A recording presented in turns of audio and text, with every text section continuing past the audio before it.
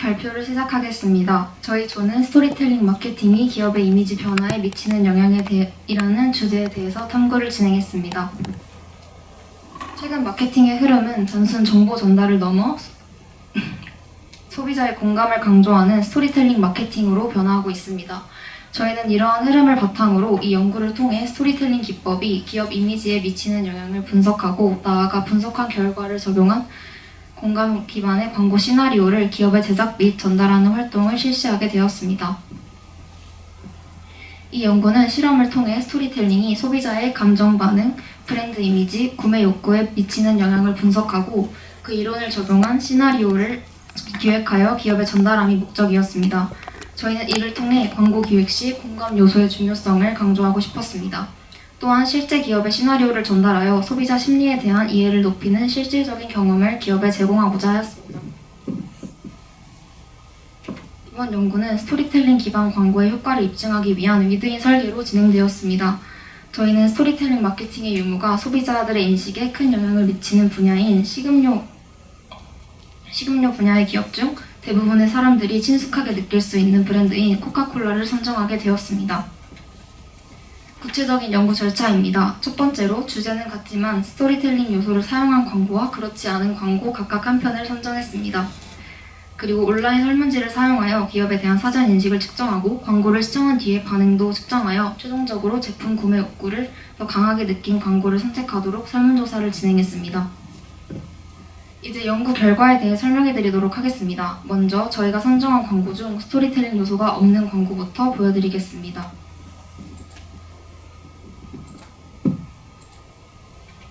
And the doers for old friends. Coca-Cola for everyone.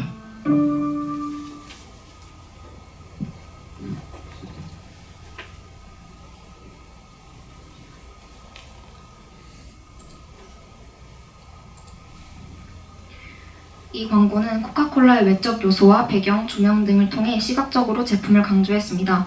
이야기나 등장인물 없이 제품만을 반복하여 화면에 노출시키는 방식으로 광고가 제작되었습니다. 이 다음으로는 스토리텔링 요소가 포함된 광고를 보여드리겠습니다. Welcome everyone to the first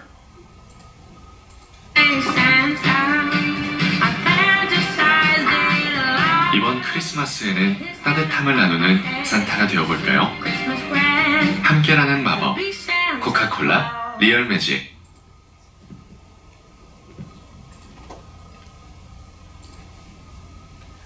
이 광고는 조명, 음악 등을 통해 따뜻한 분위기를 연출하였고 누구나 산타가 될 수 있다는 메시지를 담고 있습니다. 그리고 일상 속의 크리스마스라는 소재를 활용하여 친근감을 유도했고 스토리 속에 자연스럽게 제품을 녹여서 광고를 제작하였습니다. 저희는 다음과 같이 광고를 선정하고 분석한 뒤에 설문조사를 진행했습니다. 우선 광고 시청 전에 코카콜라라는 기업에 대한 호감도 관련 질문의 답변입니다. 응답자 대부분이 기본적으로 코카콜라라는 기업에 호감이 있다는 것을 알 수 있었습니다. 다음으로는 스토리텔링이 없는 광고를 시청한 후 설문 참여자들에게 3개의 질문을 하였습니다. 각각 광고를 보고 느낀 감정, 광고 내용 이해도, 기업의 이미지 변화에 대한 질문입니다. 왼쪽은 응답자들이 느낀 감정의 종류와 그 비율, 오른쪽은 광고 내용 이해도에 대한 차트입니다. 왼쪽 차트를 보시면 스토리텔링이 없는 광고를 보았을 때 무감이라는 감정이 75.4%로 높은 비율을 차지하는 것을 볼 수 있습니다. 그리고 오른쪽 차트를 보시면 이해도가 75% 이상이라고 답한 비율이 40%도 채 되지 않는 것을 알 수 있습니다. 이에 따라 저희는 스토리텔링이 없는 광고는 시청자들의 감정을 유발하지 못하며 광고 내용의 이해도 또한 떨어진다는 결론을 내렸습니다. 다음은 기업 이미지 변화 관련 질문의 답변들입니다. 똑같다, 기억나지 않을 광고, 구매욕이 오르지 않는다 등 기업의 이미지가 긍정적으로 변하지는 않았음을 알 수 있습니다. 다음은 스토리텔링이 있는 광고를 시청한 뒤에 참여자들에게 아까와 같은 질문을 하였습니다. 설문 결과를 보시면 아까와 달리 응답자들의 대부분이 무감이 아닌 기쁨, 감동 등 특정 감정을 느꼈다고 답한 것을 보실 수 있습니다. 또한 오른쪽 차트를 보시면 응답자 대부분이 이해도가 75% 이상이라고 답했다는 것을 알 수 있습니다. 이에 따라 저희는 스토리텔링이 포함된 광고는 시청자들의 감정을 유발하여 광고에 집중하게 하고 광고 내용의 이해도 또한 향상시킨다는 결론을 도출하였습니다. 다음은 기업 이미지 변화 관련 질문에 답변드립니다. 따뜻하고 친숙하다, 친근한 이미지, 감동과 추억 상기 등 기업의 이미지가 긍정적으로 변화했음을 알 수 있습니다. 최종적으로 둘 중 어떤 광고를 보았을 때 구매 욕구가 더 높았는지에 대해 질문하였습니다. 81.4%의 응답자가 스토리텔링이 있는 광고를 보았을 때 구매 욕구가 더 강하게 들었다고 답변했습니다. 그렇게 응답한 이유에 대해서는 전하고자 하는 내용이 스토리로 잘 표현된 것 같다, 인간적이고 일상적이며 친근하다, 소비자의 기억에 잘 남는다 등 긍정적인 의견이 있었습니다. 이러한 결과들을 종합해 보았을 때 스토리텔링 마케팅은 소비자의 구매 욕구 상승 및 브랜드 이미지 향상에 긍정적인 영향을 미친다는 결론을 도출할 수 있습니다. 이렇게 탐구한 결과를 바탕으로 저희는 직접 스타트업 브랜드인 얼리미트의 맞춤 광고 시나리오를 제작하여 전달했습니다. 이런 식으로 광고 시나리오를 작성하였는데요. 요약을 하자면 병으로 인해 평소 좋아하던 고기를 못 먹게 된 아버지에게 딸이 대체육 제품을 활용하여 특별한 식사를 준비하는 내용입니다. 저희가 탐구를 하며 얻은 정보들을 바탕으로 소비자들의 감정을 유도하는 스토리라인을 포함한 시나리오를 작성해 보았습니다. 이렇게 작성한 시나리오를 저희가 직접 기업에 이메일로 보내 제안하며 이번 활동을 마무리 지었습니다. 이번 연구에서 저희는 스토리텔링 마케팅이 기업의 이미지 변화에 미치는 영향을 탐구하려는 목적을 가지고 연구를 진행했습니다. 제품의 품질 및 효용성을 강조하던 과거의 광고와 달리 현대의 광고는 이야기와 공감을 강조한다는 점에서 감성적인 스토리가 포함된 광고와 제품 홍보 중심의 광고를 설문조사를 통해 비교했습니다. 이를 통해 저희는 스토리텔링 요소가 포함된 광고 시청 시에 제품의 긍정적 인식, 브랜드 호감도, 구매 의사 모두 높다는 결과를 도출했습니다. 이렇게 도출한 결과를 기반으로 광고 시나리오를 제작하여 기업에 직접 제안하는 활동을 통해 연구가 단순 이론적 분석에서 끝나는 것이 아니라 실제 마케팅 전략에 응용될 수 있음을 보여주는 연구였다고 생각합니다. 이번 연구를 진행하면서 3가지의 시사점을 얻을 수 있었습니다. 첫 번째로 스토리텔링은 단순 홍보 수단이 아니라 소비자의 감정을 움직여 기업의 이미지를 긍정적으로 향상시키는 수단으로 기능함을 확인했습니다. 두 번째로 광고의 핵심은 메시지의 전달과 공감의 형성이라는 점을 알게 되었습니다. 마지막으로 이 탐구를 통해 광고 기획과 마케팅에 따른 소비자 심리 분석 능력을 기를 수 있었습니다. 이번 탐구는 소규모를 대상으로 진행되었기 때문에 모집된 표본의 수가 부족하여 모든 소비자 집단의 반응을 일반화하기에는 한계가 있었습니다. 그리고 향후 연구에서는 세대별 또는 문화권별 광고의 반응 차이를 분석하는 것도 흥미로운 방향이 될 수 있습니다. 동일한 스토리텔링 광고라도 세대와 문화에 따라 느끼는 공감 포인트와 기준이 달라질 수 있기 때문입니다. 이러한 비교 연구를 통해 스토리텔링 마케팅이 글로벌 시장에서 어떻게 현지화될 수 있는지를 탐색할 수 있을 것입니다. 저희가 진행한 연구는 공감 기반 스토리텔링이 소비자 인식과 기업 이미지 변화에 긍정적인 영향을 미친다는 실증적 근거를 설문조사를 통해 제시했습니다. 결과적으로 스토리텔링은 단순 감성적 장치가 아닌 소비자의 마음속에 브랜드의 긍정적 이미지를 내면화시키는 강력한 커뮤니케이션 수단임을 확인했습니다. 앞으로 기업들은 감정적 설득 요소를 전략적으로 활용하여 소비자와 이야기를 공유하는 방식으로 브랜드를 성장시켜 나갈 필요가 있다고 생각하였습니다. 이상으로 발표를 마치겠습니다. 감사합니다.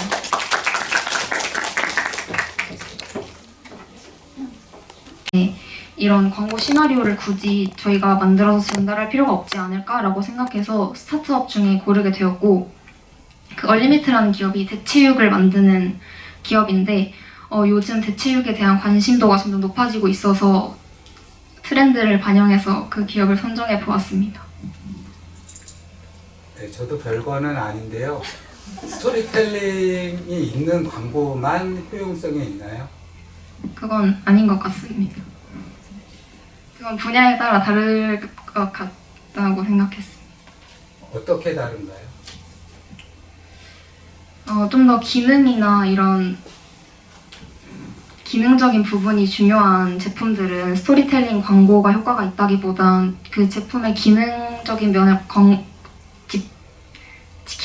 면에 집중해서 광고를 하는 것이 더 효과적일 거라고 생각했고, 저희가 선정한 분야는 식음료 분야였는데 그 식음료 분야는 저희가 생각했을 때 그 제품의 기능보단 브랜드의 이미지나 그 마케팅 요소가 더 구매에 더 많은 영향을 미칠 것이다라고 생각을 해서 분야별로 차이가 있지 않을까 생각합니다. 박수 부탁드리겠습니다. 수고하셨습니다. 두 번째 팀 나와주세요.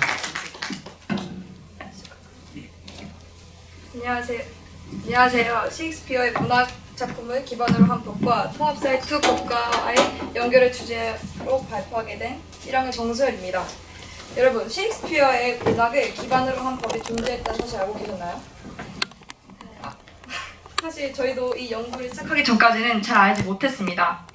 하지만 문학 속 이야기가 실제 법의 개념과 연결된다는 점이 흥미로워 그 관계를 더 깊이 알아보고자 했습니다. 저희는 이번 탐구를 통해 문학작품 속 법의 개념이 통합사이트 교과에서 배우는 법의 원리와 그것이 어떻게 연결되는지 중점적으로 살펴보았습니다. 그럼 본격적으로 발표를 시작하기 전에 목차를 소개하겠습니다. 우선 저희는 연구 배경 및 동기, 그리고 연구 방법 및 목적을 밝힌 후 셰익스피어의 문학작품 중 로미오와 줄리엣, 베니스의 상인을 연구한 연구 결과, 논의, 결론, 주요 시사점, 후속 연구, 제안순으로 발표를 진행하도록 하겠습니다. 먼저 연구 배경 및 동기를 소개하겠습니다. 학자들이 셰익스피어의 일생을 추정할 때 그는 사실 변호사였다라는 말이 있을 정도로 문학작품의 법과 관련된 내용을 많이 투영하였습니다. 그중 로미오와 줄리엣은 청소년의 사랑의 자유와 공동체 규범의 충돌 문제를 보여주며 실제 법 제도와 이어지고 있습니다. 다음 베니스의 상인은 계약의 공정성 문제를 보여줍니다.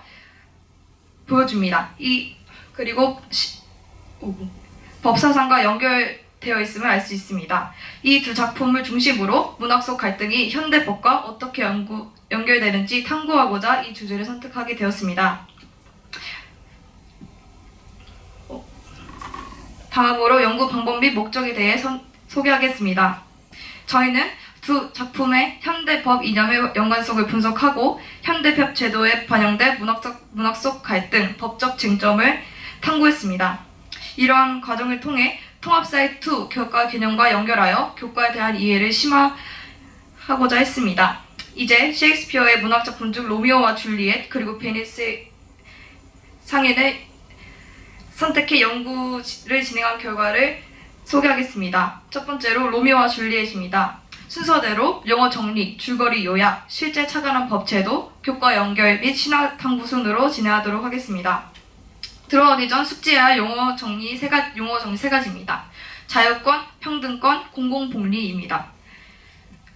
그리고 줄거리 요약을 하겠습니다. 대부분 로미오와 줄리엣 줄거리는 대부분 아실 거라고 생각합니다. 그래서 시간 관계상 줄거리는 생략하도록 하겠습니다. 실제 착안한 법에서는 미국에서는 로미오와 줄리엣법, 영국에서는 로미오와 줄리엣 조항이 있는데요. 미국은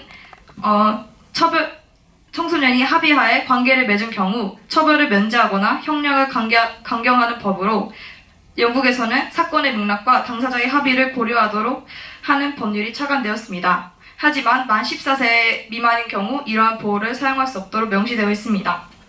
우리나라 헌법으로 판단을 하면 자유권, 기본권 제한의 원리, 평등권이 나타나 있습니다. 우선 자유권입니다. 앞의 법률들은 개인의 신체, 사적 관계, 성적 결정 같은 사생활의 핵심 영역을 보호합니다. 헌법 제17조 모든 국민은 사생활의 비밀과 자유를 침해받지 아니한다에 일거하여 사생활의 자유를 보장하기 때문에 자유권을 보장하는 법률로 볼 수 있습니다. 또 헌법 제37조 2항 기본권 제한의 원리에 따르면 공공물리를 이유로 법률에 의해 제한 가능합니다. 따라서 14세 미만인 경우에 이러한 보호를 사용할 수 없는 까닭이 됩니다. 평등권은 나타나 있습니다. 형식적 평등과 실질적 평등으로 나뉘는데 형식적 평등은 법적으로 모두 똑같이 대하는 것이고 실질적 평등은 개인의 상황과 능력 차이를 고려하여 대하는 것입니다. 이 중 로미오와 줄리엣 법률은 실질적 평등을 실현했다는 것을 알 수 있습니다. 다음은 베니스의 상인입니다. 로미오와 줄리엣과 유사하게 용어 정리, 줄거리 요약, 간접적으로 영향을 준 법사상, 교과 연결 및 심화 탐구 순으로 진행하겠습니다. 우선 용어 세 가지를 정리하고 들어가겠습니다. 첫 번째로 법치주의, 두 번째로 보통법, 세 번째로 형평법입니다. 보통법은 재판에서 나온 이전의 판결을 가장 중요한 법의 근거로 삼는 판례 중심의 법체계이고, 형법법은 보통법만으로는 해결할 수 없는 사건에 대해서 공정성과 합리성을 기준으로 하는 법입니다. 줄거리 요약을 간단히 소개하겠습니다. 안토니오는 친구를 돕기 위해 샤일록에게 돈을 빌리고 갚지 못하면 1파운드만큼의 살점을 떼어내기로 계약을 합니다. 배가 침몰하게 되어 샤일록이 법정에서 계약 이행을 요구하게 되는데, 그중 포샤가 벽과 자비를 들어 샤일록의 요구를 막고 안토니오를 구해냅니다.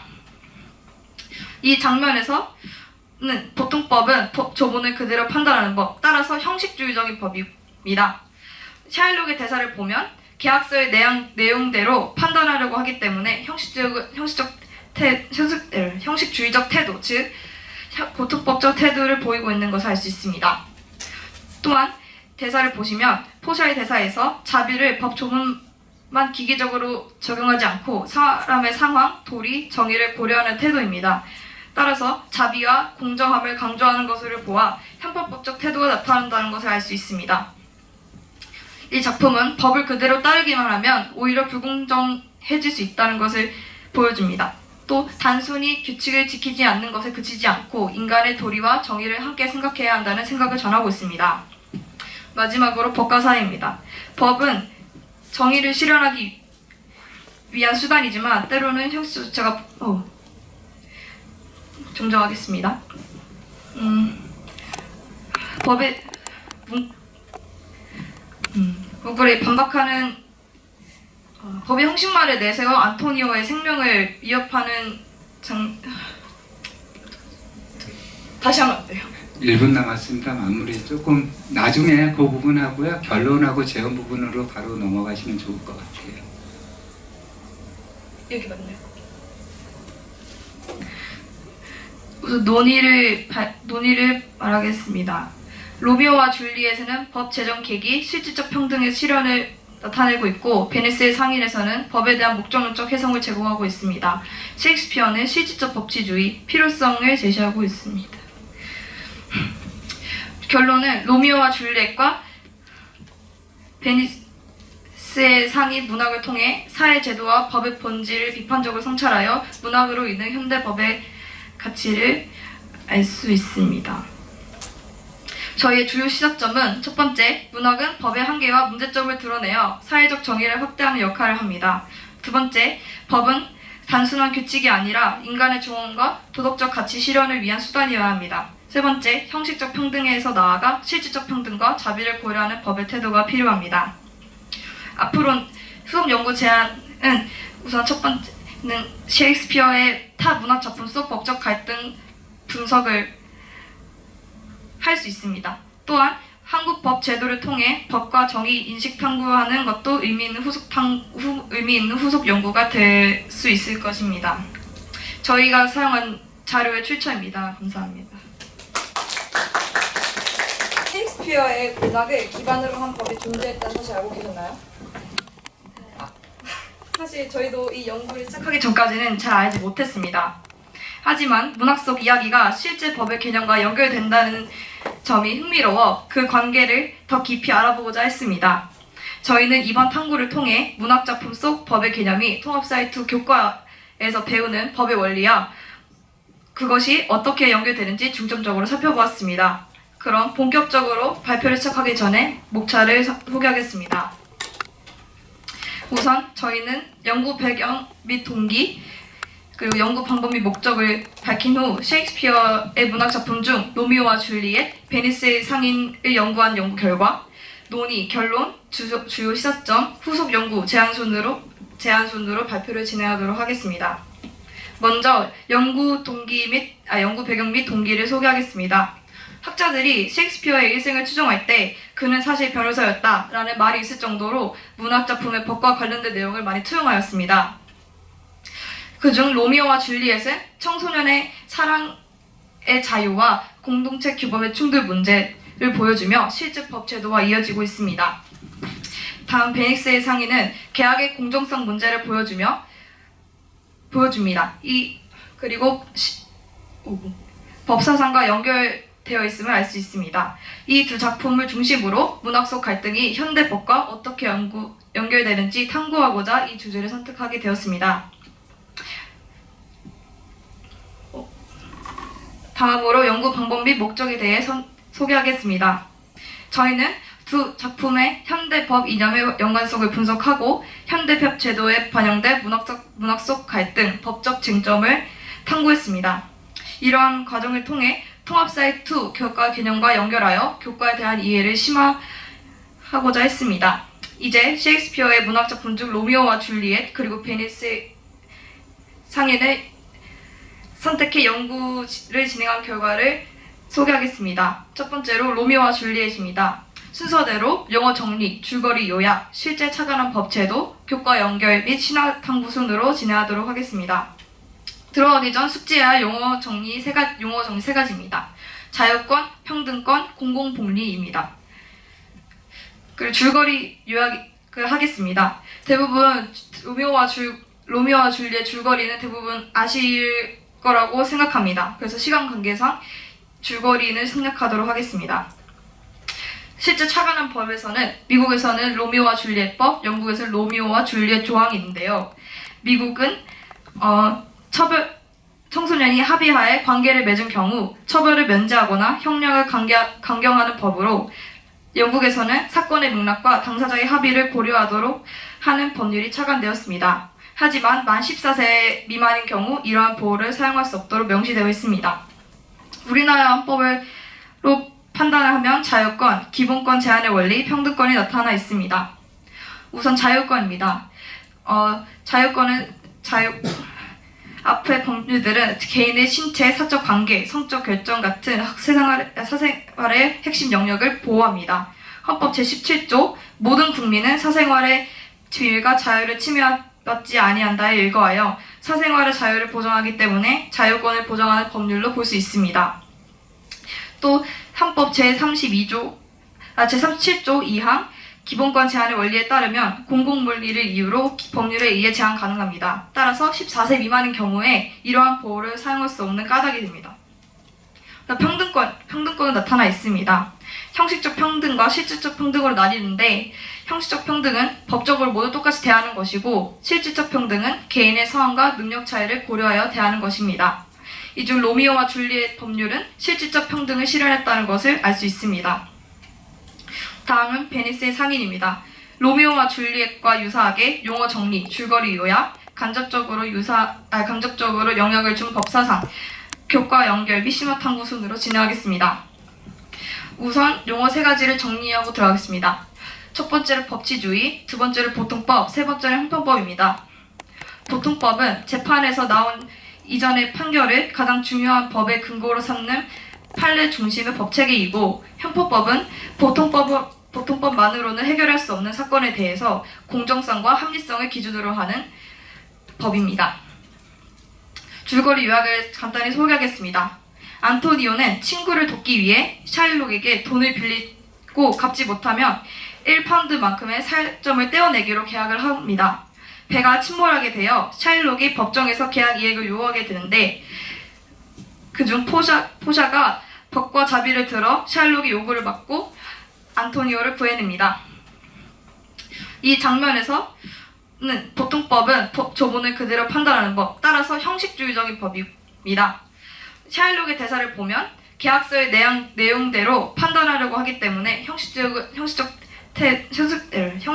태도, 즉 보통법적 태도를 보이고 있는 것을 알 수 있습니다. 또한 대사를 보시면 포샤의 대사에서 자비를 법 조문만 기계적으로 적용하지 않고 사람의 상황, 도리, 정의를 고려하는 태도입니다. 따라서 자비와 공정함을 강조하는 것을 보아 형법법적 태도가 나타난다는 것을 알 수 있습니다. 이 작품은 법을 그대로 따르기만 하면 오히려 불공정해질 수 있다는 것을 보여줍니다. 또 단순히 규칙을 지키지 않는 것에 그치지 않고 인간의 도리와 정의를 함께 생각해야 한다는 생각을 전하고 있습니다. 마지막으로 법과 사회입니다. 법은 정의를 실현하기 위한 수단이지만 때로는 형식 자체가 정정하겠습니다. 법의 요구에 반박하는 법의 형식말을 내세워 안토니오의 생명을 위협하는 다시 하면 안 돼요. 1분 남았습니다. 마무리 조금 나중에 그 부분하고요. 결론하고 재원 부분으로 바로 넘어가시면 좋을 것 같아요. 여기 맞네요. 우선 논의를 말하겠습니다. 로미오와 줄리엣은 법 제정 계기, 실질적 평등의 실현을 나타내고 있고 베니스의 상인에서는 법에 대한 목적론적 해석을 제공하고 있습니다. 셰익스피어는 실질적 법치주의, 필요성을 제시하고 있습니다. 결론은 로미오와 줄리엣과 베니스의 상인 문학을 통해 사회 제도와 법의 본질을 비판적으로 성찰하여 문학으로 인해 현대 법의 가치를 알 수 있습니다. 저희의 주요 시작점은 첫 번째, 문학은 법의 한계와 문제점을 드러내어 사회적 정의를 확대하는 역할을 합니다. 두 번째, 법은 단순한 규칙이 아니라 인간의 조언과 도덕적 가치 실현을 위한 수단이어야 합니다. 세 번째, 형식적 평등에서 나아가 실질적 평등과 자비를 고려하는 법의 태도가 필요합니다. 앞으로 후속 연구 제안은 우선 첫 번째는 셰익스피어의 타 문학 작품 속 법적 갈등 분석을 할 수 있습니다. 또한 한국 법 제도를 통해 법과 정의 인식 탐구하는 것도 의미 있는 후속 연구가 될 수 있을 것입니다. 저희가 사용한 자료의 출처입니다. 감사합니다. 안녕하세요. 촉매 농도에 따른 탄수화물 분해 반응 연구라는 주제로 발표하게 된 임채영, 정민아입니다. 목차는 다음과 같습니다. 다이어트는 외모 관리뿐 아니라 건강 증진도 중요하지만 탄수화물의 섭취 조절이 어려워 성공률이 낮습니다. 탄수화물은 과다 섭취 시 체지방으로 전환되므로 효율적인 탄수화물 관리 전략이 필요합니다. 아밀레이스는 탄수화물인 녹말을 분해하여 체내에서 에너지원으로 사용할 수 있게 하는 소화효소입니다. 침샘과 이자에서 생성되며 침 1리터에는 아밀레이스가 약 0.4g 정도 포함되어 있습니다. 아밀레이스의 종류는 알파, 베타, 감마 아밀레이스가 있으며 최적 pH는 6에서 7, 최적 온도는 사람의 체온과 비슷한 36.5도에서 가장 활발히 활성화됩니다. 일반 효소는 30에서 40도에서 활성이 높고 pH는 약산성, 약염기성 범위에서 작용합니다. 아밀레이스는 탄수화물을 기질로 하여 이를 분해합니다. 탄수화물의 소화 과정을 보면 녹말은 아밀레이스에 의해 엿당으로 분해되고 엿당은 다시 말테이스라는 소화효소에 의해 포도당이 됩니다. 선행 연구에 따르면 본초 강목에서는 보리에 아밀레이스가 풍부해 소화를 돕는다 라고 기록되어 있으며 현대 연구에서는 AIMY1 유전자가 탄수화물 분해를 촉진해 배고픔을 더 자주 느끼게 된다 라고 제시했습니다. 따라서 이 연구는 탄수화물의 소화 효율을 이해하고 다이어트 효과를 극대화하며 식습관 개선 방안을 제시하는 데 의의가 있습니다. 실험 대상은 탄수화물인 감자와 식빵, 실험 효소는 아밀레이스를 사용하였습니다. 조작 변인으로 시간과 온도 변화를 주며 시간 경과 관찰은 10분, 20분, 30분, 50분으로 나누어 진행했으며 온도는 저온, 중온, 고온으로 나누어 진행했습니다. 중온과 시간 실험은 항온기를 사용했습니다. 결과 분석은 색상 비교를 통해 관찰하였습니다. 색상 분석 방법은 RGB 모델로 적색, 녹색, 청색을 혼합해 색을 표현하는 방식입니다. 색차는 유클리드 거리 공식을 변형하여 계산했으며 색차가 클수록 전분이 많이 분해된 것으로 판단했습니다. 실험은 다음 절차에 따라 진행하였습니다. 먼저 시간 경과에 따른 효소 반응 결과입니다. 감자는 30분에 색차가 33, 식빵은 45로 식빵의 분해가 더 빠름을 확인했습니다. 물질과 침의 비율을 다르게 한 결과입니다. RGB 추출값의 미세한 변동으로 감자의 색차는 오르다 감소했으며 식빵도 비슷한 경향을 보였습니다. 다음은 아밀레이스를 활용한 실험 결과입니다. 모든 시료에서 50분 시점에 색차가 가장 크게 나타났으며 특히 식빵은 감자보다 분해 속도가 빨랐습니다. 온도에 따른 효소 반응 결과입니다. 4도 36도, 70도의 온도에서 실험했을 때 온도가 높아질수록 감자는 42에서 300, 식빵은 62에서 237로 색차가 증가하는 모습을 보였습니다. 특히 36도에서 가장 뚜렷했고 70도에선 예상과 달리 색이 밝아져 실험에 오차가 있었던 것으로 판단했습니다. 일주가 침해 비율을 다르게 한 결과로 1대1 비율과 결과가 크게 다르지 않은 모습을 볼 수 있었습니다. 아밀레이스를 이용한 실험의 결과입니다. 온도 상승에 따라 감자의 색차가 증가하다 감소했고 식빵은 오히려 감소하는 추세를 보였습니다. 이는 실험 환경의 제한성, 온도 변화 등 다양한 조건에 따른 결과로 고온에서 효소가 변성되어 활성이 떨어졌기 때문으로 생각됩니다. 색 변화가 사진상으로 잘 보이지 않지만 저희의 실험을 사진으로 정리하면 위와 같습니다. 사실 실험을 3회 반복했음에도 예상했던 것과 다른 결과가 나타나 그 이유를 고찰해 보았습니다. 먼저 고온에 따른 온도에 따른 실험 결과에서 곧 70도에서 아이오딘의 반응색이 청란색이 아닌 무색이 나오게 된 이유에 대해 고찰해 보았습니다. 첫 번째로는 고온에서 전분의 아밀로펙틴 사슬이 풀리며 아이오딘이 결합할 공간이 줄어드는 젤라틴화 현상이 일어났기 때문입니다. 두 번째로는 온도 상승에 따라 루골 반응의 색 안정성이 떨어지는 점도 영향을 준 것으로 보입니다.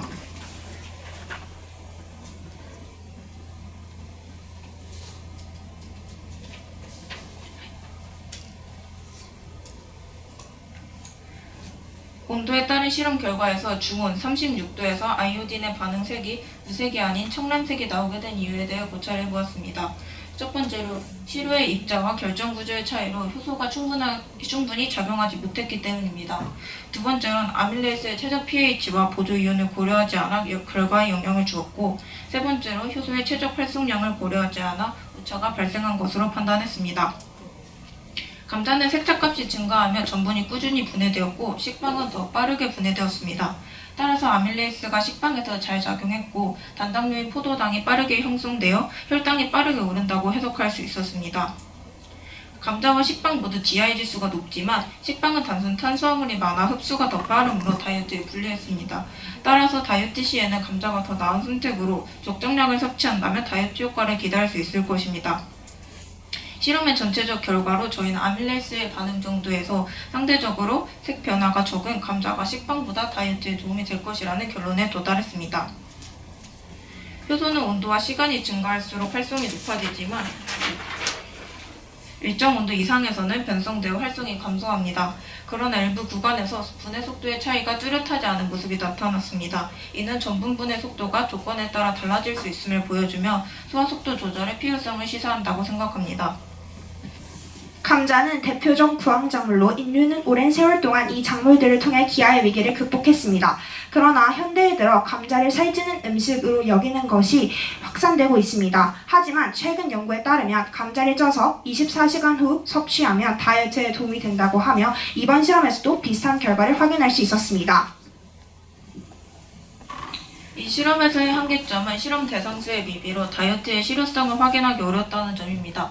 따라서 남작감자, 스미감자, 보유식빵, 보리식빵 등 대상수를 확대한 실험이 필요하다 판단했습니다. 또한 모든 실험을 일정한 온도에서 진행하지 못했기 때문에 항우수주를 이용한 실험과 실험 중 오차가 생긴 부분에 대해선 시료를 덜어 RGB를 측정하는 방법 등 추가 실험이 필요하다 생각됩니다. 이 실험에서 가장 아쉬웠던 점은 반응색이 검출 용액이 의한 것인지 구별하기 어려워 정확한 검출이 어려웠다는 점입니다. 전분이 포도당으로 완전히 분해되도록 말테이스 용액을 함께 사용하고 포도당 검출을 위해 베네딕트 용액이나 DNS 검사를 추가하면 정확도가 높아질 것으로 판단됩니다. 이상으로 발표를 마치겠습니다.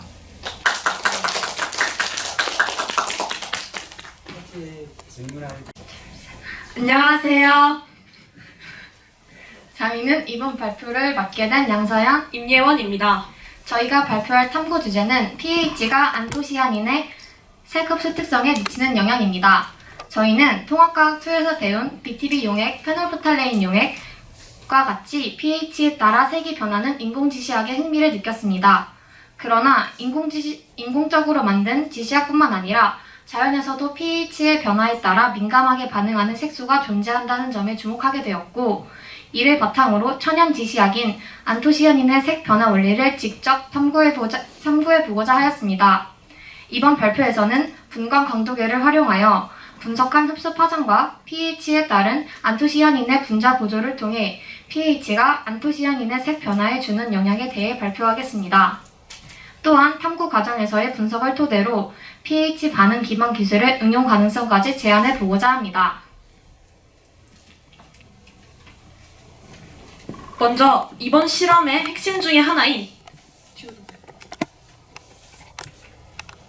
먼저 이번 실험의 핵심 중에 하나인 지시학에 대해 설명드리겠습니다.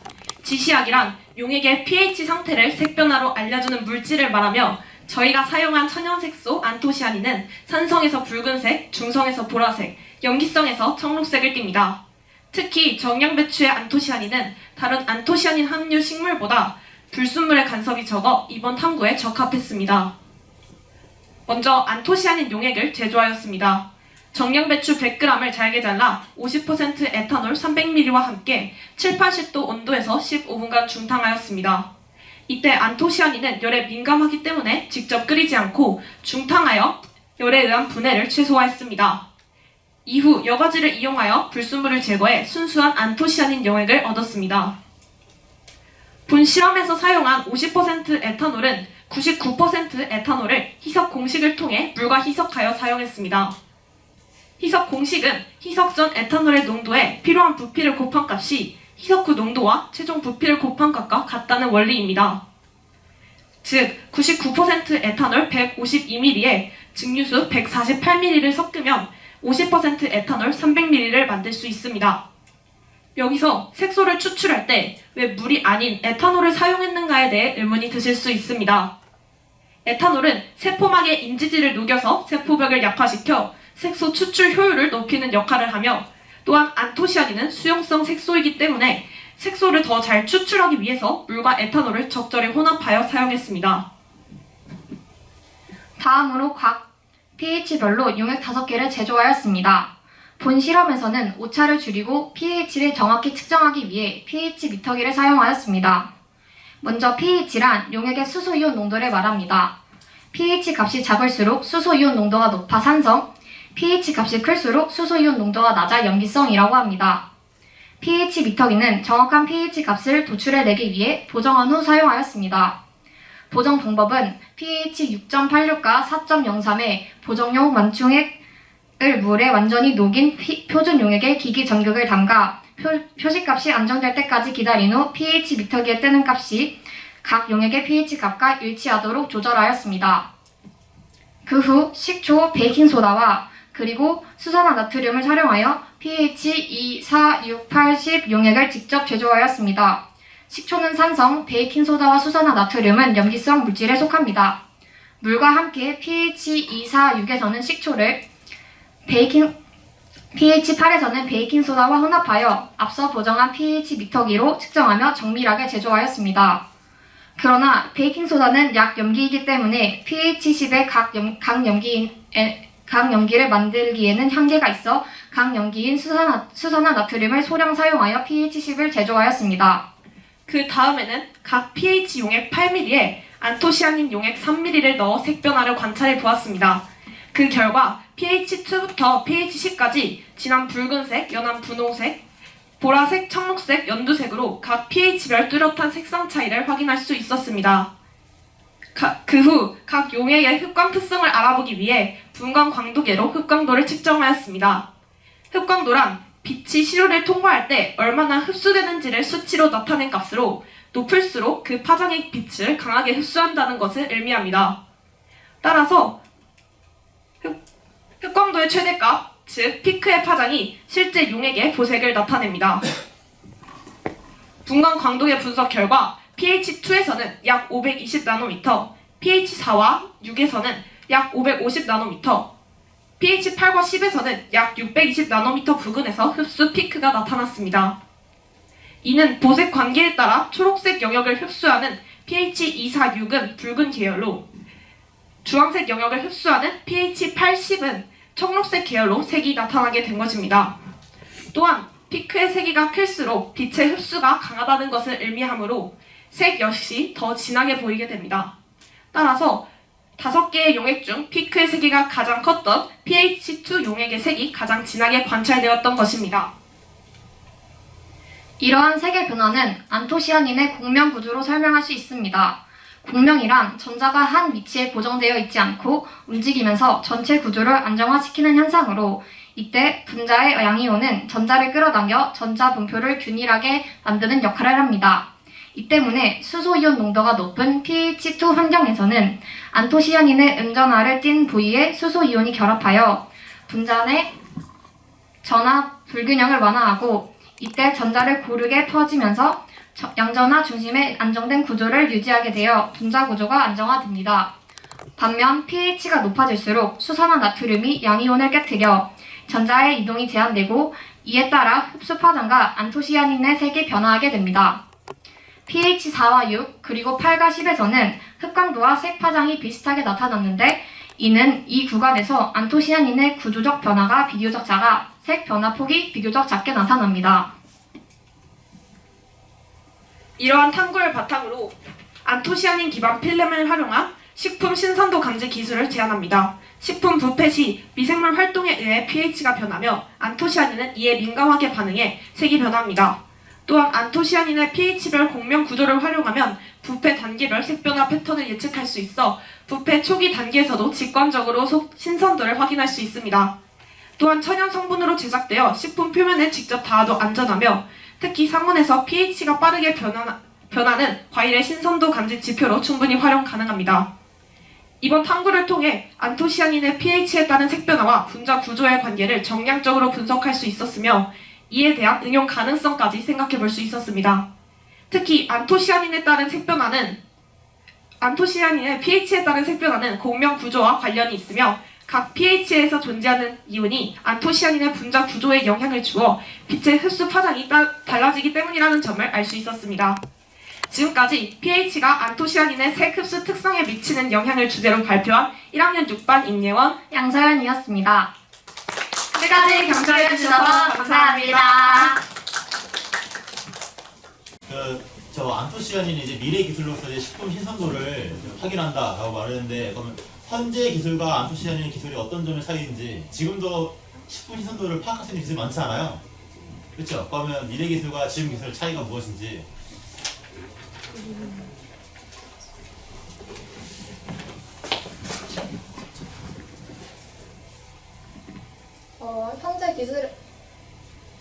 그냥 목소리로 얘기해도 돼요. 현재 기술에서는 안토시아닌을 활용한 식품 신선도 필름이 없는 상태인데요. 미래에서는 이것을 활용하여서 식품에 직접 넣어도 인체에 무관한 필름을 만들어서 식품 신선도 감지를 할 수 있을 것 같습니다. 그리고 저희가 제안한 안토시아닌 필름은 천연이기 때문에 좋습니다.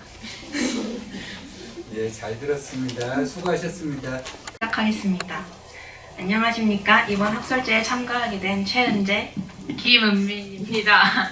저희는 오늘 역사 속에서 찾는 현대의 사회 구조에 대해 발표할 것이며, 연구 주제는 고려말부터 조선 건국 시기에 통치 세력 변화를 중심으로 현대 사회에 대한 시사점 도출입니다.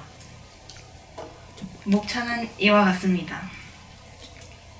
먼저 주제 선정 동기를 말씀드리자면, 한국 사회에서 고려 후기에 대해 공부하던 와중 다양한 분야에서 많은 변화가 있었지만, 특히 통치 세력의 변화가 유기적으로 나타났으며 사회적 맥락에 중요한 의미를 지닌다고 느꼈습니다.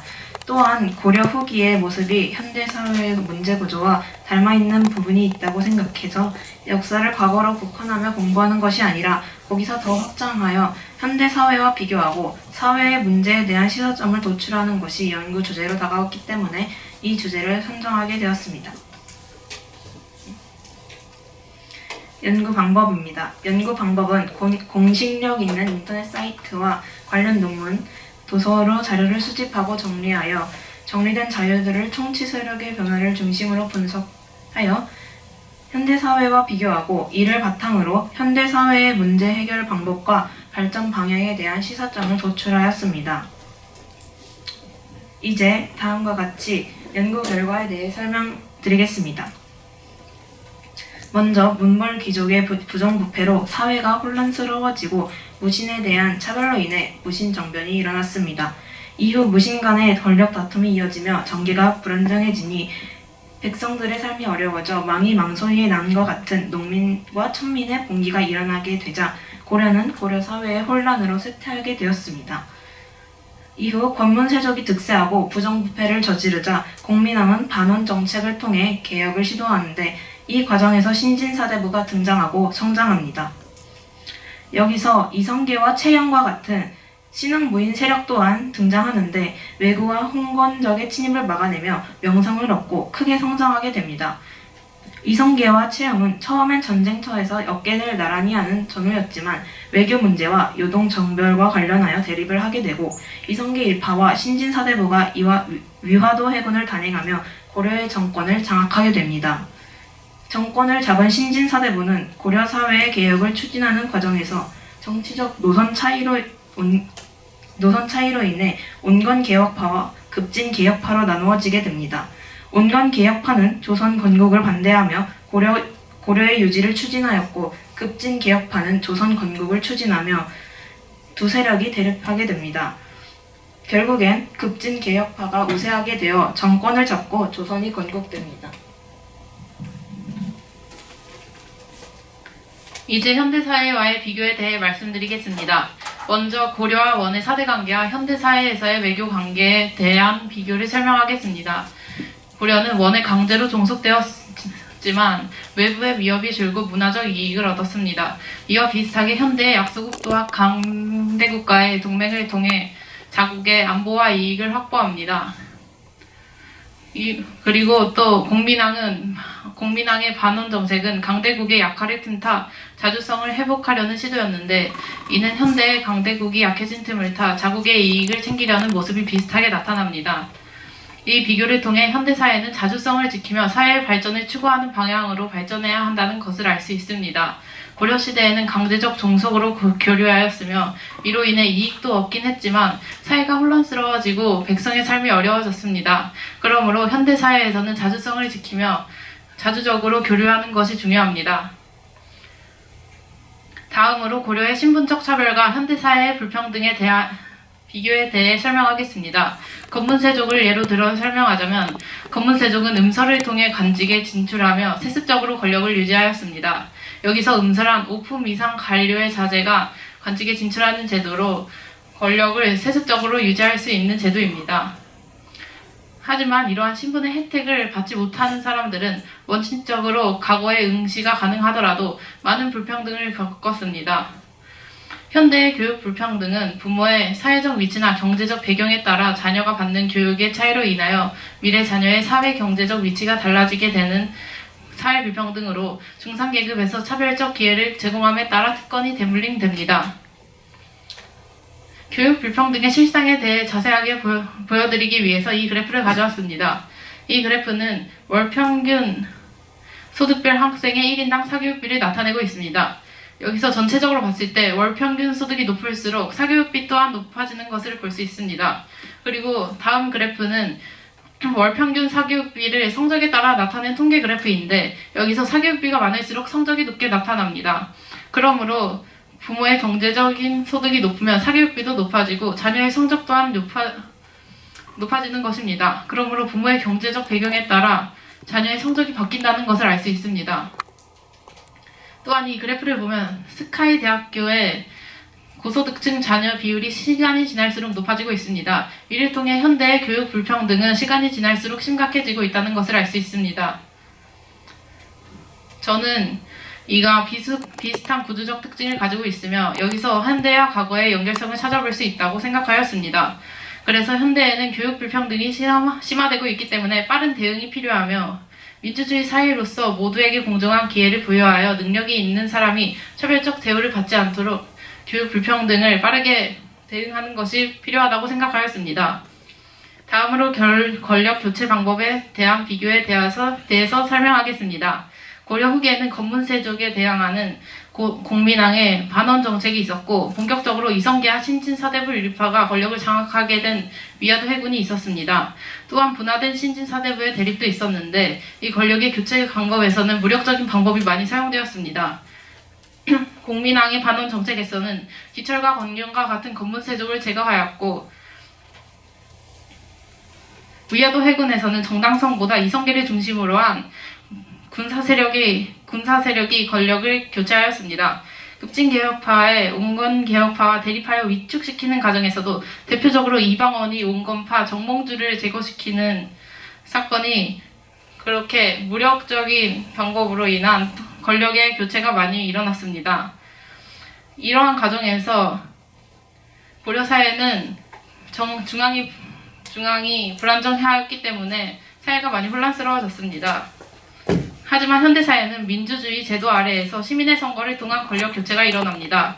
이를 통하여 무력을 통한 권력 교체는 사회의 혼란을 초래할 수 있다는 것을 알고 평화적이고 정당한 권력 교체 방법에 대해 생각하며 사회의 올바른 발전 방향에 대해 생각할 필요가 있습니다.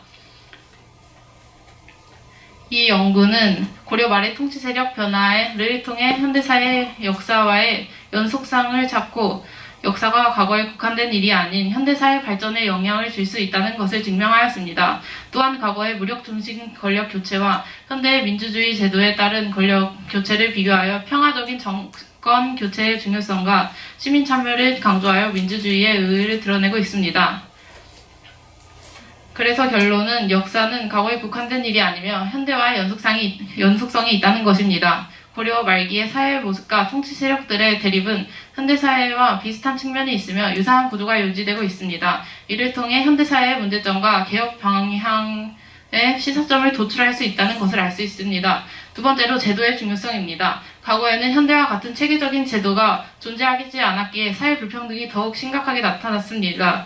권력 교체 과정에서도 무력적인 방법이 사용되었습니다. 그러므로 우리는 이러한 역사를 보고 교훈을 얻고 사회 발전을 위한 권력의 분산과 견제를 가능하게 하는 헌법과 선거와 시민 참여 정치와 같은 제도적 장치를 더욱 공고히 하는 것이 필요합니다.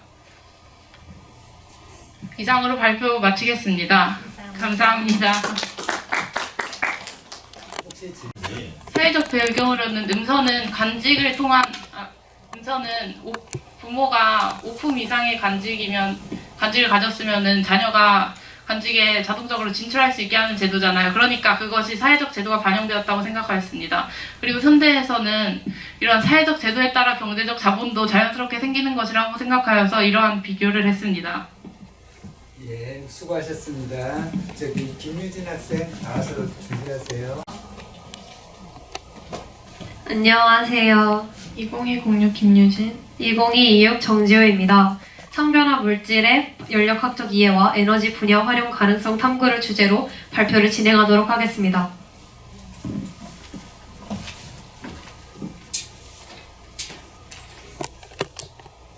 이 목차대로 발표를 진행할 예정입니다. 상변화 물질, 즉 PCM은 열에너지를 저장하고 방출할 수 있는 물질로 에너지 저장과 절약 기술에서 핵심적인 역할을 합니다.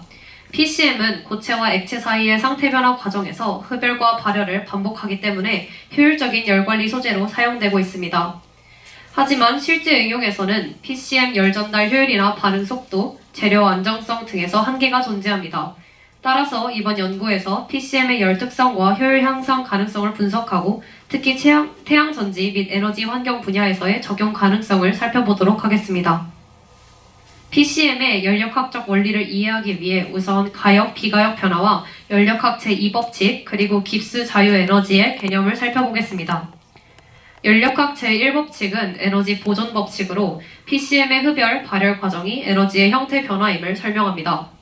제2법칙의 엔트로피 증가 법칙에 따라 PCM의 상변화 과정은 항상 비가역적이며 열 흐름은 고온에서 저온으로 진행됩니다. 깁스 자유에너지는 상변화가 일어날 수 있는 조건을 결정합니다. PCM은 온도와 압력이 변할 때 자유에너지 차이에 의해 고체와 액체 사이를 오가게 됩니다. 이러한 이론적 원리를 바탕으로 PCM 열에너지 저장과 방출 과정을 효율적으로 설명할 수 있습니다.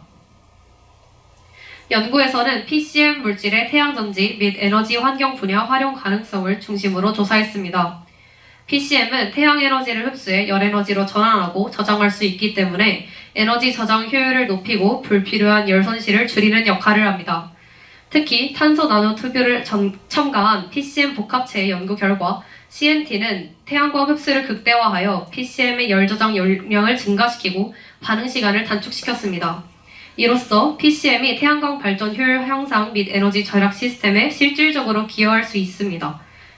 오른쪽 그래프를 확인했을 때 그래프에서도 CNT 농도가 증가할수록 온도 상승 곡선이 빠르게 형성되어 에너지 저장 속도가 향상된 것을 확인할 수 있었습니다. 두 번째로 PCM 효율에 대한 소재별 비교 분석을 위해 다양한 실험 논문을 참고하였습니다. 특히 알루미늄과 흑연 등 열 전도성이 높은 재료를 PCM에 첨가했을 때 변화를 분석했습니다. 결과적으로 열 전도율이 높은 재료를 첨가할수록 PCM의 용융 시간이 짧아지고 에너지 전환 효율이 향상되는 경향을 보였습니다. 반면 첨가율이 지나치게 높을 경우 PCM의 저장 용량이 오히려 감소하는 경향을 볼 수 있었습니다. 즉, 효율적인 비율 조절이 매우 중요하다는 점을 알 수 있었습니다. 특히 흑연 입자를 첨가했을 때는 열 전달이 빨라지면서도 저장 효율 손실이 적은 균형 잡힌 결과를 보였습니다. 직접 수행한 실험은 TMRA 방식으로 진행되었습니다. 이는 Topic, Method, Record, Analysis의 4단계를 통해 구조화된 연구 절차입니다. 먼저 토픽으로는 상변화 과정에서 흑연가루 첨가가 열 전달 속도에 미치는 영향이고, 메서드로는 서로 다른 흑연 농도의 샘플을 10도씨 냉각 환경에서 실험했다는 조건이고, 레코드로는 온도, 경화 속도, 응고 시간 등의 데이터 수집, 아날라시스로는 흑연 농도가 높을수록 응고 속도가 향상되고 PCM의 열 변화 효율이 증가됨을 확인한 것입니다. 결과적으로 흑연이 PCM 내부에서 열의 전달 매개체 역할을 하며 연손실을 줄이고 빠른 상태 전이를 유도하는 데 긍정적인 영향을 준다는 결론을 내렸습니다. 이번 연구의 실험에서는 3대1 비율의 혼합비가 가장 안정적이라는 결과가 나왔습니다. 이는 PCM과 첨가물 간의 열전도 특성과 응고 패턴이 균형을 이루기 때문입니다. 또한 산업적인 활용 측면에서 보았을 때 PCM과 흑연 혼합체는 폐열 회수 시스템이나 냉난방 효율 향상 장치에 활용될 수 있습니다. 특히 에너지 손실이 큰 산업 현장이나 전력 소비가 많은 건축물의 단열 구조에 적용하면 지속 가능한 에너지 절약에 기여할 수 있습니다. 이번 탐구를 통해 상변화 물질 PCM의 연력학적 원리와 효율 향상 방안을 분석하였습니다. 핵심 결론을 정리하자면 다음과 같습니다. 첫 번째, PCM은 에너지 저장 및 방출이 가능한 열관리 소재로서 태양 에너지 및 환경 분야에서 활용 가능성이 높다. 두 번째, CNT나 흑연 등 열 전도성 첨가물은 PCM의 반응 속도와 효율을 향상시킨다. 세 번째, 그러나 첨가 비율이 지나치면 오히려 열 저장 용량이 감소하기 때문에 최적의 조성비 설정이 중요하다. 네 번째, 실험을 통해 3대1 비율의 혼합이 가장 안정적인 열 전달 특성을 보였다. 다섯 번째, 향후 연구에서는 다양한 첨가물 조합을 통해 더 높은 에너지 효율과 반복 사용 안정성을 확보하는 것이 목표이다. 결론적으로 상변화 물질 PCM은 단순한 소재를 넘어 미래 친환경 에너지 저장 기술의 핵심 후보로 발전할 가능성이 충분하다고 생각합니다. 이상으로 발표를 마치겠습니다. 감사합니다.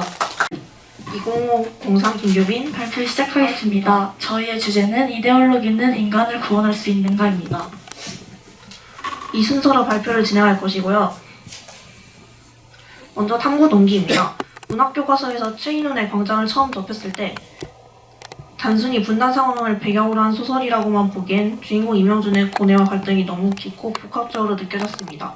그는 남한과 북한 두 이데올로기 사이에서 끝내 어느 하나도 선택하지 못한 채 죽음을 택하는데, 그 과정은 단지 정치적 혼란 때문이 아니라 존재에 대한 근본적인 불안과 고통에서 비롯되지 않았을까라는 의문이 들었습니다. 이런 의문은 저희로 하여금 윤리와 사상 시간에 접한 실존주의 철학의 핵심 개념들을 떠올릴 수 있게 했습니다. 이에 임영준의 선택은 실존주의적 관점에서 분석하고 이데올로기가 우리의 삶의 방향성을 제시할 수 있는지 탐구하고자 이 주제를 선택하게 되었습니다.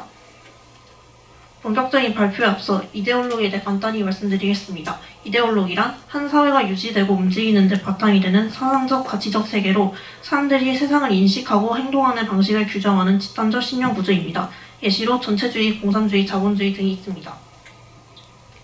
광장의 줄거리를 말씀드리겠습니다. 남한의 대학생인 이명주는 분단의 모순을 깨닫고 진정한 자유와 인간의 삶의 의미를 찾고자 고민합니다. 명주는 남한 사회의 부패와 위선을 견디지 못해 북한으로 넘어가지만 그곳에서도 사상 통제와 개인의 억압을 목격하게 됩니다. 남과 북 모두 자신이 꿈꾸던 광장, 즉 진실한 소통과 자유가 존재하지 않는 닫힌 공간임을 깨닫고 절망하게 됩니다. 전쟁 포로가 되어 명주는 남과 북 어느 쪽에도 속하지 않고 제3국인 인도를 선택하지만 그곳에서도 마음의 안식을 얻지 못하고 그는 바다에 몸을 던지며 인간의 진정한 광장을 찾지 못한 채 생을 마감하게 됩니다.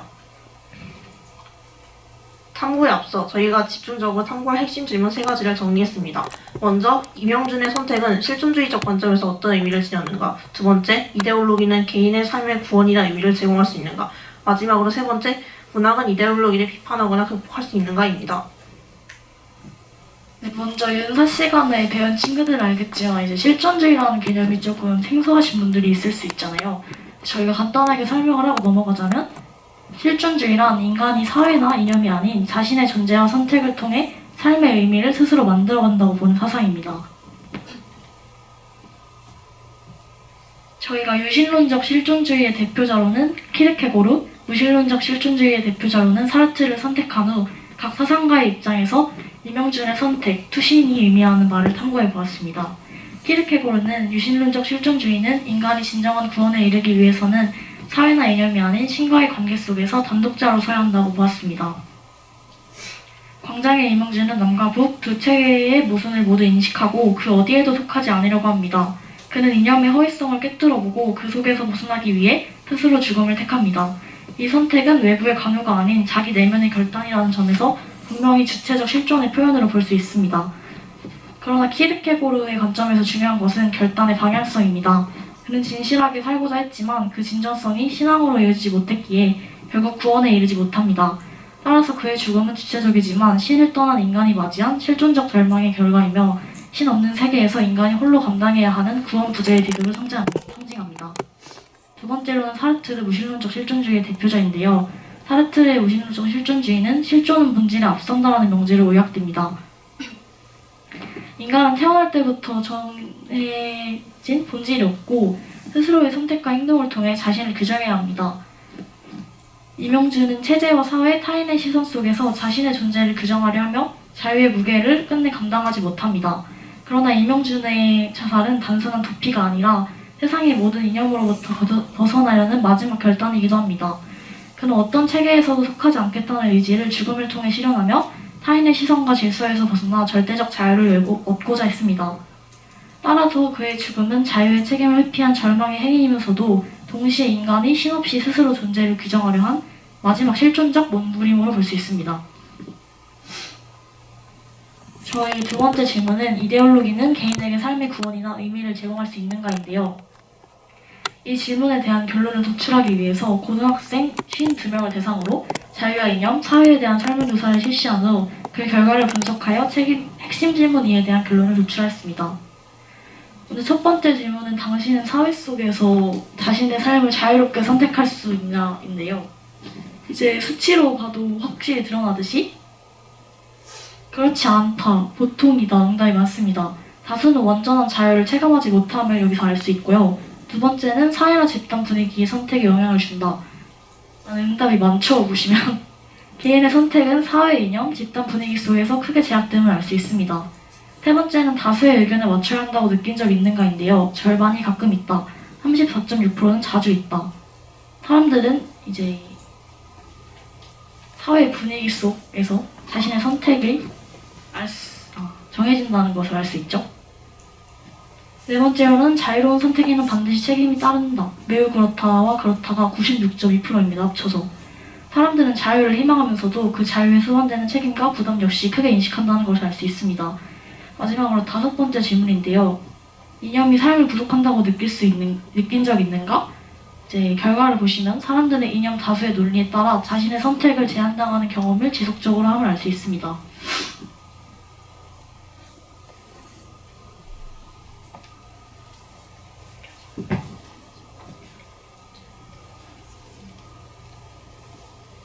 설문조사에서 다수의 응답자가 이념이나 집단 압력에 순응하며 자유가 제한된다고 느끼고 있습니다. 이념은 삶을 구속하는 요인으로 더 많이 인식됩니다. 광장의 이명진은 남과 북 두 이데올로기 모두 개인에게 참된 구원과 의미를 제공하지 못합니다. 결국 그의 선택은 광장과 밀실, 어디에도 안식처를 찾지 못하고 자살로 귀결됩니다. 따라서 이데올로기는 개인에게 삶의 의미나 구원을 제공하기보다는 오히려 선택을 제한하고 개인을 소외시킬 위험성이 있다는 것을 알 수 있습니다. 마지막 질문인데요. 그럼 광장과 같은 문학 작품은 이데올로기를 비판하거나 극복할 수 있는가? 문학은 사회를 이데올로기를 비판하고 그 한계와 모순을 드러내 인간이 진정한 자유를 잃는 모습을 보여준다고 저희는 응답했고요. 결론을 내렸고요. 광장의 최인우는 남북의 대립을 통해 이념의 허구성을 드러내고 인간이 스스로 사고하고 선택해야 함을 제시합니다. 다만 문학의 비판이 참된 의미를 가지기 위해서는 단순히 부정이나 비난을 넘어 인간에 대한 깊은 이해와 윤리적 성찰이 함께해야 합니다. 작가가 특정 이념을 공격하는 데 그칠 경우 문학은 또 다른 이데올로기의 도구로 전략할 위험이 있기 때문입니다. 따라서 올바른 비판이 되기 위해서는 작가가 인간의 내면과 자유를 중심에 두고 이념이 아닌 인간의 존엄을 회복하려는 시간을 가져야 합니다. 이상으로 발표를 마치겠습니다. 감사합니다. 안녕하십니까. 저는 구정되는 이야기 손가락으로 이어지다 구비문학과 SNS의 서사의 구조 비교 및 재현을 주제로 발표하게 된 2학년 6반 1번 고세린입니다.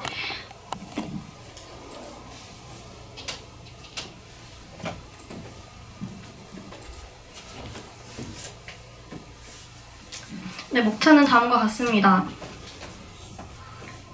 먼저 첫 번째로 요즘 SNS를 보면 짧은 영상 하나에도 수많은 사람들이 감정적으로 공감하고 댓글로 이야기를 이어갑니다. 여러분께서는 이런 현상을 보며 왜 사람들은 짧은 이야기에도 그렇게 끌릴까 하고 생각해 보신 적 있으신가요? 저는 그 이유가 이야기의 구조, 즉 인간이 오래전부터 공감해온 서사적 패턴에 있다고 생각했습니다. 그래서 이번 연구는 고전 구비서사의 구조가 SNS 쇼폼 콘텐츠 속에서도 유지되고 있는지, 그리고 그 전통적 의미가 현대적으로 어떻게 재해석되는지를 탐구하고자 하였습니다. 저는 특히 흥부전에 주목했는데요. 흥부전에는 반복, 과장, 전형적 인물 구도 등 핵심 서사 장치가 등장합니다. 흥미롭게도 이러한 구조가 현대 SNS 쇼폼 영상 속에서도 반복되어 나타났습니다. 그래서 저는 질문을 던졌습니다. 구비문학의 서사 구조는 디지털 시대의 짧은 영상 속에서 어떻게 다시 살아나고 있을까? 제 연구 목적은 두 가지입니다. 첫 번째, 시대를 넘어 이어지는 공감의 구조를 이해하는 것. 두 번째, 이를 통해 고전 문학의 현대적 가치와 지속성을 재해석하는 것입니다. 즉, 이번 연구는 과거의 이야기가 지금 우리의 손끝에서 다시 살아나는 힘을 확인하는 시도입니다. 다음은 이론적 배경입니다. 구비문학은 문자 이전 시대부터 입으로 전해진 이야기의 예술로 공동체 안에서 정체성과 교훈, 감정 공감을 전달해왔습니다. 흥부전과 같은 반복, 대비, 보상, 응징 구조는 단순한 오락을 넘어 삶의 질서와 가치를 전달하는 매개였습니다. 이러한 서사 구조는 시대와 매체가 바뀌어도 사라지지 않았습니다. 말에서 글로, 그래서 영상으로 옮겨가며 인간의 보편적 감정 구조 속에 서사 패턴이 지속적으로 자리하고 있기 때문입니다. 오늘날 SNS 쇼폼 콘텐츠도 이러한 전통의 연속 상상이 있으며 짧은 시간 안에 사건, 감정, 결말을 압축적으로 담아내는 구조는 전통 서사의 현대적 형태, 즉 현대 구비 서사라 할 수 있습니다. 정리하면 구비문학은 인간의 보편적 서사 구조를 담은 공감의 틀이며 SNS 쇼폼은 그 틀이 디지털 환경 속에서 지연되는 현대 구비 서사입니다. 그렇다면 이러한 전통적 서사 구조가 구체적으로 현대 영상 콘텐츠 속에서는 어떻게 구현되고 있을까요? 이제 그 분석 과정을 단계별로 살펴보겠습니다. 이번 연구는 총 3단계로 이루어졌습니다. 첫 번째 단계는 고전 구비서사의 구조 분석입니다. 흥부전을 중심으로 발단, 전개, 위기, 절정, 결말의 5단계를 정리하고 그 속에서 선행의 보상과 악행의 응징이라는 핵심 구조를 도출했습니다. 두 번째 단계는 SNS 쇼폼 콘텐츠 분석입니다. 유튜브 쇼츠와 인스타그램 릴스에서 권선징악을 주제로 한 3편의 영상을 선정하고 각각의 인물 유형, 사건의 흐름, 감정 전달 방식을 분석했습니다. 여기서 확인된 공통점은 짧은 시간 안에 감정을 극대화하며 교훈적 결말로 귀결된다는 점이었습니다. 세 번째 단계는 분석 결과를 바탕으로 한 SNS 콘텐츠 재해석 계획입니다. 이 단계에서는 흥부전과 3편의 영상 분석을 토대로 전통 구비서사를 현대적 미디어 문법으로 재구성할 가능성을 탐색했습니다. 이를 위해 구비문학의 구조적 요소를 유지하면서도 SNS 쇼폼에 적합한 짧은 내러티브를 구성했습니다. 재해석 방향은 두 가지로 나뉩니다. 첫 번째, 쇼폼 스크립트형, 두 번째, 카드 뉴스형 콘텐츠입니다. 이 두 콘텐츠는 모두 사건 전개와 인물의 행동, 그리고 감정의 직관적 전달에 중점을 두었습니다. 즉, 고전의 교훈을 오늘날의 표현 방식으로 다시 이야기한 것이라 할 수 있습니다. 일단 세 편의 영상 분석 결과는 다음과 같습니다. 첫 번째 영상은 작은 선행이 결국 자신에게 돌아온다는 메시지를 담고 있으며 커피 한 잔을 건네는 장면으로 짧지만 마음이 따뜻해지는 감정을 전달합니다. 두 번째 영상은 면접장에서 청소부를 무시한 인물이 나중에 면접관임을 알게 되면서 나쁜 사람은 나쁜 결과를, 착한 사람은 좋은 결과를 얻는다는 반전 구조로 웃음을 유발합니다. 세 번째 영상은 금을 우연히 얻게 된 상황에서 탐욕스러운 사람들이 실패하고 결국 선한 모녀에게 금이 돌아간 이야기를 통해 마음 따뜻해지는 교훈을 전달합니다. 이처럼 쇼폼 콘텐츠는 짧은 길이 속에서도 감정의 흐름과 교훈, 또 재미 요소까지 효과적으로 담아낼 수 있음을 알 수 있습니다. 이제 흥부전의 교훈을 바탕으로 재해석한 흥부전 교훈 카드뉴스를 소개하겠습니다. 제목은 흥부전 지금 다시 본다면입니다. 고전의 권성징악을 SNS 시대의 도덕적 선택으로 재해석했습니다. 착한 일엔 복이 오고 나쁜 짓엔 벌이 따른다는 구조는 오늘날 쇼폼 영상의 반전과 보상 속에서도 반복되고 있습니다. 짧지만 선한 마음이 결국 돌아온다는 교훈은 여전히 유효하죠. 짧지만 진심이 느껴지는 콘텐츠, 그 울림이 바로 구비서사의 감정 구조가 지금도 살아있다는 증거입니다. 다음은 서사구조 비교표 및 흥부전 쇼폼 스크립트입니다. 이 단계에서는 흥부전과 SNS 쇼폼 영상 3편을 전개구조, 감정표현, 인물 유형의 3가지 기준으로 비교했습니다. 옆에 보이시는 이 표가 서사구조 비교표입니다. 그 결과 모두 선과 악의 대립, 보상과 응징, 감정의 극대화라는 공통된 흐름을 보였지만 흥부전은 언어 중심의 설명적 감정 표현, SNS는 시각적 이미지와 음악을 통한 즉각적 감정 체험이라는 차이를 보였습니다. 즉 듣는 이야기에서 보는 이야기로 변화한 것입니다. 이 분석을 바탕으로 저는 흥부전을 현대적 배경에서 재미 중심으로 재해석한 쇼폼 대본을 직접 제작하여 전통 서사 구조가 현대 SNS 영상에서도 살아있음을 보여주고자 했습니다. 이번 연구를 통해 얻은 결과는 구비문학의 서사 구조가 디지털 시대에도 여전히 작동하고 있다는 점입니다. 과거의 이야기꾼은 말로 감정을 전했지만 오늘날의 SNS 창작자는 이미지와 음악으로 감정을 전달합니다. 하지만 그 핵심, 즉 공감과 교훈을 중심으로 한 서사 구조는 변하지 않았습니다. 하지만 한계점도 있습니다. 3편의 영상만 분석했기 때문에 수용자 반응 분석은 충분하지 못했습니다. 다음 연구에서는 댓글이나 참여를 함께 분석해 이야기가 실제로 어떻게 받아들여지는가를 더 구체적으로 다뤄보고 싶습니다. 마지막으로 이번 연구를 통해 이야기의 형태가 바뀌더라도 그 본질은 변하지 않는다는 점을 확인할 수 있었습니다. 흥부전의 교훈은 디지털 시대의 쇼폼 콘텐츠 속에서도 새로운 방식으로 전달되고 있었습니다. 과거에는 입으로 전해지던 이야기가 오늘날에는 손가락으로 스크롤하며 이어지고 있을 뿐입니다. 즉 형태만 변화했을 뿐 인간이 공감하고 감동하는 서사의 힘은 여전히 동일하다는 것이 이번 연구의 핵심 의미입니다. 따라서 SNS의 이야기는 단순한 유행이 아니라 오래전부터 이어져 온 이야기의 힘이 현대적으로 진화한 결과라고 볼 수 있습니다. 네, 이상으로 발표 마치겠습니다. 안녕하세요. 이번 학술체 발표를 207 이빨한서요. 202 이빨 차에서입니다. 저희가 탐구한 주제는 자유시장, 투자자 보호, 가상화폐 규제의 법적 및 경제적 방향입니다.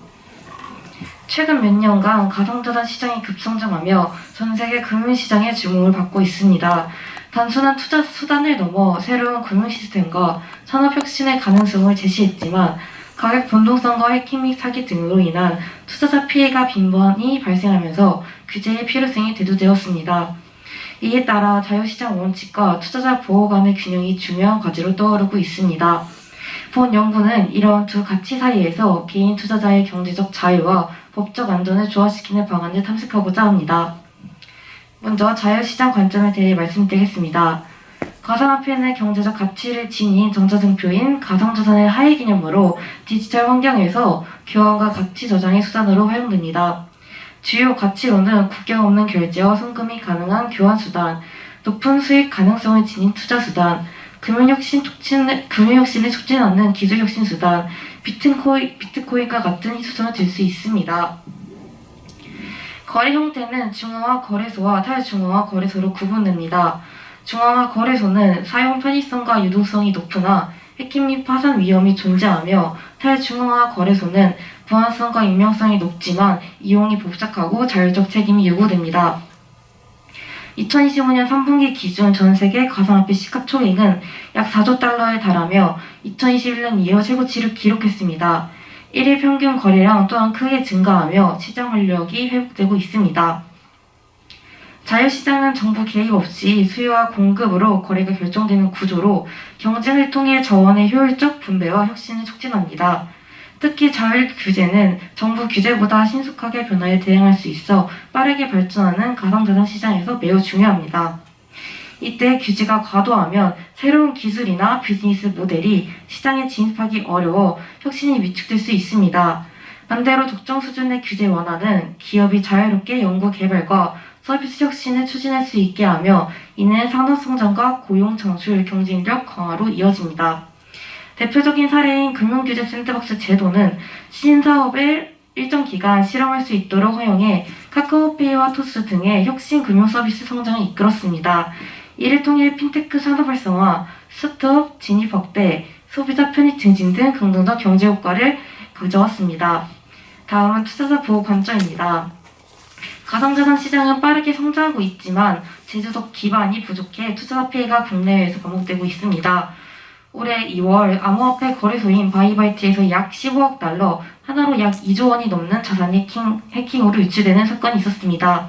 피해 규모도 크지만 실질적인 법적 보호가 거의 이루어지지 않았으며 투자자들은 거래소의 해킹에도 불구하고 손실 보상이나 피해 구제 절차에 대한 명확한 권리 보장을 받지 못하였다는 것이 문제였습니다. 또 다른 사례로는 2022년 발생한 미국의 FTX 파산이 있었습니다.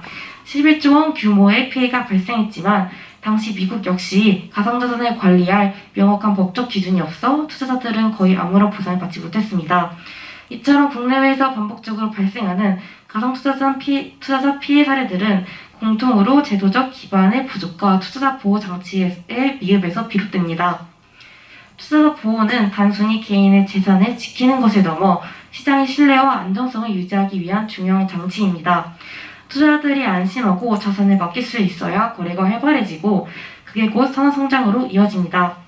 가상자산 시장은 아직 제도화가 완전하지 않았고 일부에서는 자율적으로 운영되며 투자자 보호가 미흡한 상황입니다. 이는 시장에 대한 불신 확산, 거래량 축소, 유동성 위축, 장기적인 산업성장 저해로 이어질 수 있습니다. 이 문제를 해결하기 위해 한국은 가상자산 이용자 보호법을 시행하고 있습니다. 이 법은 이용자의 자산 보호와 불공정 거래 규제를 통해 시장의 투명성과 공정성을 확보하는 것을 목표로 합니다.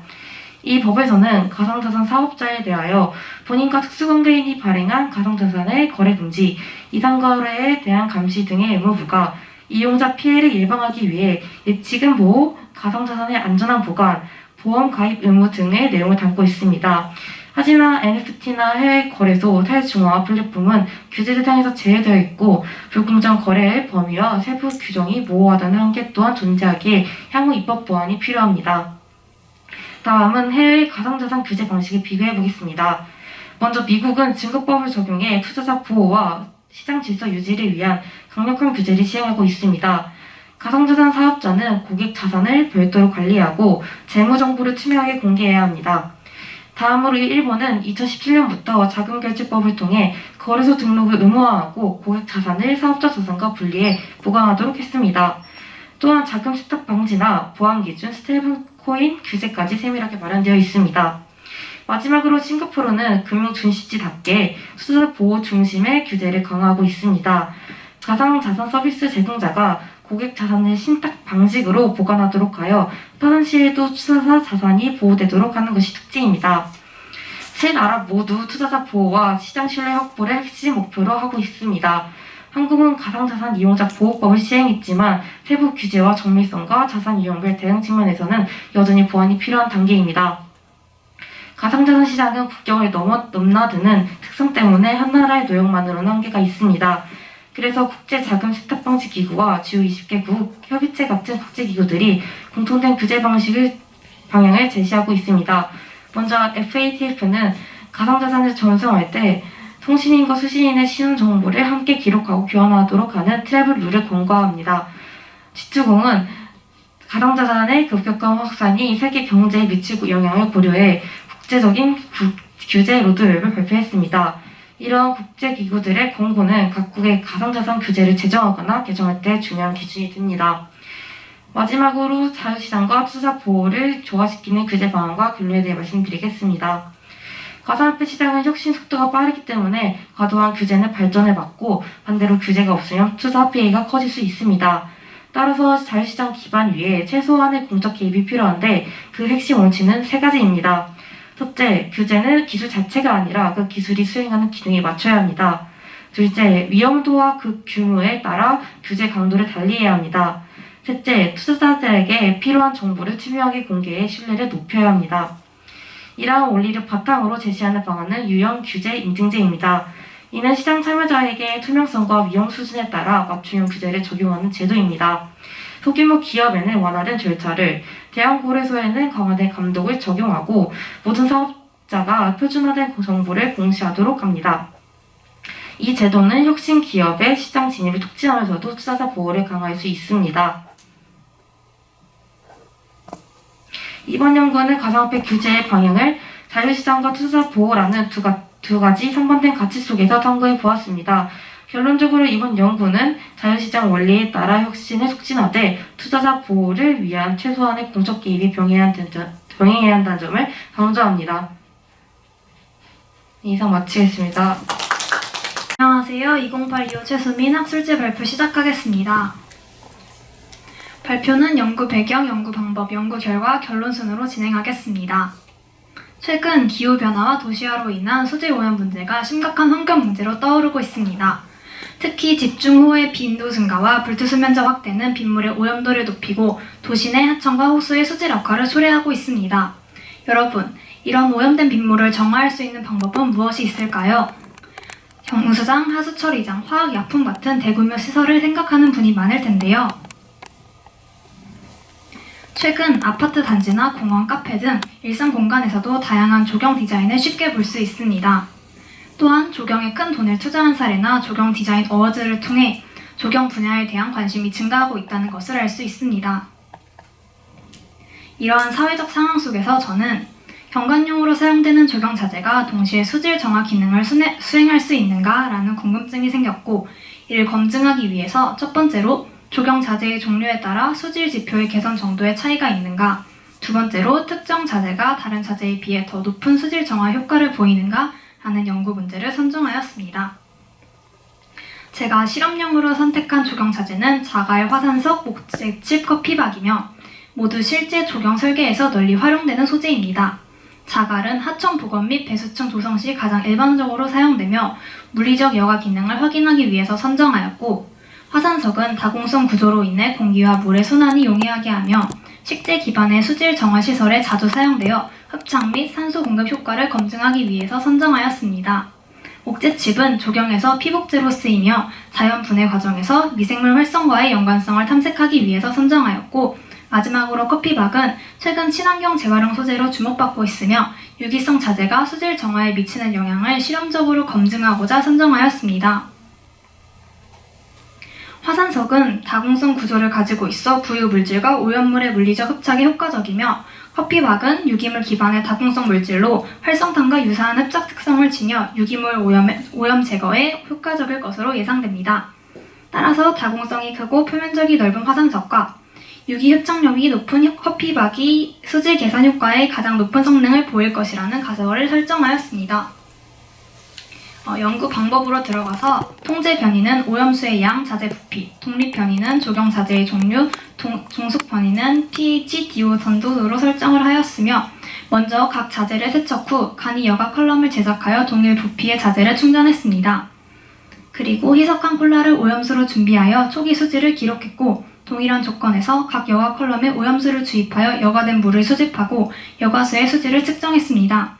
실험은 2회 반복하며 평균값을 계산하고 비교 분석하였습니다. pH는 물의 산성 염기성을 나타내는 지표로 7에 가까울수록 중성에 해당합니다. 오염수가 산성으로 치우친 경우 여과 후 pH가 상승할수록 정화 효과가 높다고 판단하였고, DO는 용존산소로 물속에 녹아있는 산소의 양을 의미합니다. 수중 생물의 생존과 관련이 깊고 값이 높을수록 수질이 양호함을 뜻하기 때문에 여과 후 DO가 유지되거나 상승하면 산소 교환이 잘 이루어진 것으로 판단하였습니다. 전기 전도도는 물속에 용해된 이온의 양을 나타내며 값이 높을수록 오염물질이 많음을 의미합니다. 여과 후 전도도가 낮아질수록 오염물질이 제거된 것으로 판단하였습니다. 실험 결과는 pH는 모두 상승하였으며 화산석과 커피박에서 상승폭이 가장 컸고 DO는 전반적으로 감소하였으나 화산석이 가장 높은 값을 유지했습니다. 전기 전도도는 이번 실험에서 유무만 판단할 수 있었으며 모든 여과수에서 존재하였습니다. 모든 조경 자재에서 오염수의 pH가 상승하여 산성도가 완화되는 경향을 보였고 이는 자재들이 오염수 내의 산성 물질을 일정 부분 흡착하거나 중화했음을 의미합니다. 그리고 특히 화산석과 커피박에서 가장 상승폭이 높았으며 이는 화산석의 다공성 구조와 넓은 표면적, 커피막의 유기물 기반 흡착 특성이 산성 물질 제거에 가장 효과적으로 작용한 결과로 해석됩니다. 자갈과 목재칩은 상대적으로 변화폭이 작았으나 기본적인 물리적 여과와 입자성 오염물질 제거에는 일정한 효과를 보였습니다. 그리고 용존 산소량은 전반적으로 약간 감소하였으나 화산석이 가장 높은 값을 유지하였습니다. 이는 화산석의 기공 구조와 산소 확산의 교환을 원활히 하여 수중 산소 손실을 최소화했기 때문으로 해석됩니다. 하지만 커피박은 가설과 달리 유기물 함량이 높아 미생물 호흡에 의한 산소 소비로 DO가 가장 낮게 나타났다고 해석이 됩니다. 자갈과 목재칩은 중간 수준을 보였으며 이는 여과 과정에서 산소 소비가 일부 발생하였지만 비교적 안정적인 수준을 유지한 결과로 보입니다. 전기 전도도는 모든 여과수에서 존재하였고 이는 오염수 속의 이온 성분이 완전히 제거되지는 않았음을 의미하며 조경 자재들이 일부 오염물질을 흡착하였더라도 완전한 정화 단계에는 이르지 못했음을 보여줍니다. 화산석과 커피박 모두 pH 상승 효과가 두드러졌다는 점에서 가설의 일부가 입증되었으며 DO 측면에서는 예상과 달리 커피박이 가장 낮은 값을 보여 유기성 자재가 오히려 산소를 소비하여 수질 개선에 한계를 보인다는 사실을 확인하였습니다. 따라서 화산석은 예상대로 우수한 여과 효과를 보였지만 커피박은 한계가 존재함을 확인하였습니다. 이 연구를 통해서 일반적인 조경 자재가 단순히 경관 요소를 넘어 수질 정화 기능을 가질 수 있음을 실험적으로 검증할 수 있었고 화산석의 다공성 구조가 오염수의 pH 완화와 DO 유지에 효과적이라는 결과는 향후 친환경 조경 설계에 활용될 가능성을 시사하였습니다. 하지만 단기간 정적 환경에서 이루어져 자연 상태의 유속, 온도, 장기적 생물 반응을 반영하지는 못했고 오염수로 사용된 희석콜라가 실제 하천수와는 성분이 다르므로 실제 환경 적용을 위해서는 다양한 오염 시료와 반복이 필요하다는 한계점이 있습니다. 이상 발표 마치겠습니다. 감사합니다.